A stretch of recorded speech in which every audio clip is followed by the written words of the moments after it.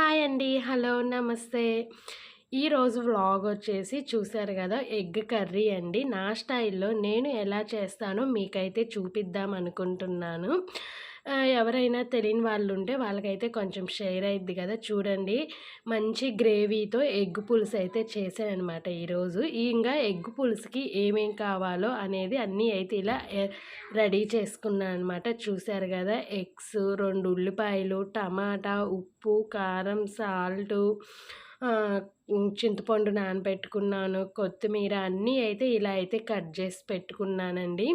ఇంగా కట్ చేస్తూ ఇదంతా వీడియో తీసాననుకోండి చాలా లెంత్ ఎక్కువైపోద్ది. అందుకని ముందైతే అన్నీ ఇలా రెడీ చేసుకొని మీకైతే వీడియో షూట్ చేస్తున్నాను.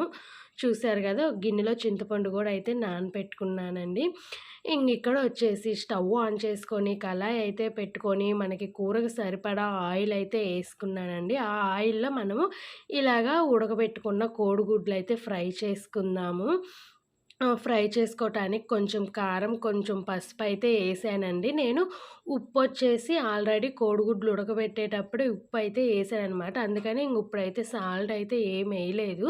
కారం, పసుపేసి ఇలా ఆయిల్‌లో అయితే ఫ్రై చేస్తున్నాననమాట. మీ ఇష్టమండి. మీకిష్టమైతే ఇలా ఫ్రై చేసుకోవచ్చు. లేకపోతే ఉత్త ఫ్రై చేయకుండా ఊరక కోడిగుడ్లైనా యేసుకోవచ్చు కర్రీలో. నేనైతే ఇలా ఫ్రై చేస్తున్నాననమాట. చాలా బావుంటదండి ఇలా ఫ్రై చేస్తే. కొంతమందికి ఇష్టం ఉండొచ్చు, ఇష్టం లేకపోవచ్చు. మీ ఆప్షన్ అనమాట అది. చూసారు కదా!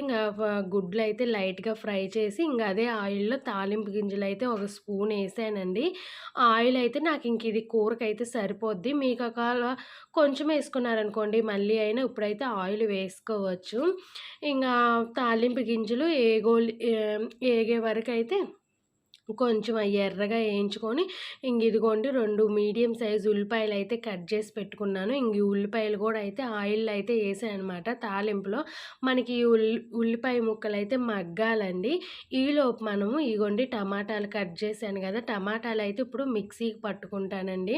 అలా అయినా ఏసుకోవచ్చు. కానీ మనకి మంచి గ్రేవీగా కావాలంటే ఇలా మిక్సీ పట్టుకొని చేసుకుంటే చాలా బావుంటదండి. మనకి పులుసనేది చాలా బాగా వస్తదనమాట. చూసారు గదా! ఇలాగైతే పట్టుకున్నాననమాట నేను.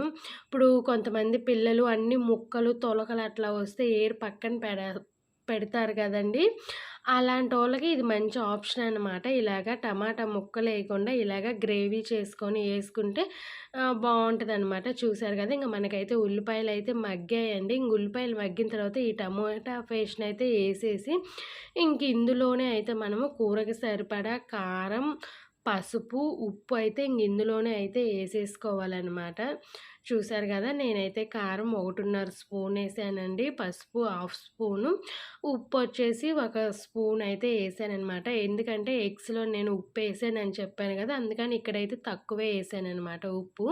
సరిపోకపోతే మళ్ళీ అయినా యేసుకోవచ్చు గదండీ! ఇదిగోండి వీటినైతే ఇప్పుడు బాగా మూత పెట్టేసి ఒక 10 నిమిషాలు అట్లయితే బాగా అడుగంటే వరకైతే మనం సిమ్‌లో పెట్టుకొని బాగా మగ్గనివ్వాలండి. ఆ టమాటా పేస్ట్‌ని చూసారు గదా!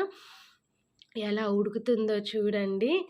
మధ్య మధ్యలో ఒకసారి ఇలాగా కలిపెట్టుకుంటూ ఉండండి. అలాగే వదిలేయొద్దు. మళ్ళీ అడుగు మాడిద్దనమాట. చూసారు గదా! వాటర్ అన్నీ అయితే ఇనికిపోయాయి. మనకి టమాటాలో వాటర్ ఒస్తాయి గదండీ! వాటర్ అంతా ఇనికిపోయి ఇలాగ దగ్గరికైతే వచ్చింది కూర.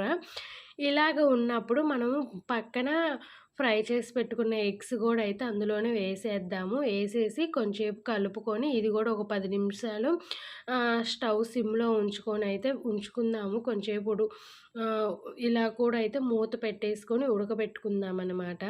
హైలో అయితే పెట్టొద్దండి. అడుగు మాడిపోద్ది. సిమ్‌లోనే ఉంచి ఇలాగైతే కొంచెంసేపు ఉడకనివ్వండి. మనకి ఆ ఎగ్‌కనేది ఉప్పు, కారం, మసాలా అయితే మంచిగా పట్టిద్దనమాట. ఇదిగో చూసారు గదా! మళ్ళీ ఇంకోసారయితే కలిపెట్టుకొని ఈసారయితే చింతపండు పులుసు తీసి పెట్టుకున్నాం కదండీ! ఆ చింతపండు పులుసునైతే అందులో అయితే ఏసేస్తున్నాను. చూసారు గదా! ఆ మిక్సీ గిన్నెలోనే అయితే నేను చింతపండు పులుసయితే తీసుకున్నానండి. మీకు ఎంత పులుసు గావాలి ఏంటనేదయితే తీసుకోండి. నేనైతే కొంచెం ఎక్కువే తీసుకున్నానండి. ఎందుకంటే నాకైతే కర్రీ 2 పూటలకి రావాలండి. ఒక్క పూటకే గాదు. అందుకని నేనైతే పులుసు కొంచెం ఎక్కువే యేసుకున్నాననమాట. మీరు ఇంట్లో తక్కువ మందున్నారనుకోండి, మీకు తక్కువ కావాలనుకోండి, ఇంకా తక్కువైతే వేసుకోవచ్చు వాటరు. అది మన ఆప్షన్ అనమాట. చూసారు గదా! నాకైతే ఇంగ ఈ పులుసయితే ఇలా చాలు. ఇంగ అదైతే ఉడుకుతుందండి. ఈలోపొచ్చేసి ఇదిగోండి ధనియాల పొడి. ఇదైతే నేను ఇంట్లో రెడీ చేసుకున్న ధనియాల పొడేనండి. ఈ పొడైతే మనం పులుసు కూరలల్లో గానీ యేసుకుంటే చాలా చిక్కదనం వస్తదనమాట. పులుసు చాలా టేస్టీగా ఉంటది. మీకు ఈ ధనియాల పొడి కావాలంటే నాకైతే కామెంట్ చేయండి. ఎలా తయారు చేసేది ఏంటనేది మీకైతే ఒక వీడియోలో చూపిస్తాను. ఇప్పుడైతే ధనియాల పొడి గూడా యేసేసానండి. ఇదిగో చూసారు గదా! మన పులుసు ఎంత బాగొచ్చిందో చూడండి గ్రేవీ. చాలా బావుందండి కర్రీ అనేది అసలు. చాలామంది చాలా రకాలుగా చేస్తారు. ఎగ్ పులుసు రాదా మాకు అని అనుకోవచ్చు. కానీ అందరూ ఒకేలాగా చేయరు కదండీ! అందుకని నా స్టైల్‌లో అయితే ఇలా అయితే చేశాననమాట. ఈరోజు ఎగ్గు పులుసయితే ఇదండి. ఈ వీడియో ఎలా ఉంది ఏంటి అనేదైతే నాకు కామెంట్ చేయండి. వీడియో గనక మీకు నచ్చినట్టయితే ప్లీజ్ ఒక లైక్ ఇచ్చి అలాగే సబ్స్క్రైబ్ చేసుకోండి. కొంచెం నా ఛానల్‌ని సపోర్ట్ ఇవ్వండి ఫ్రెండ్స్. ఓకేనా అండి?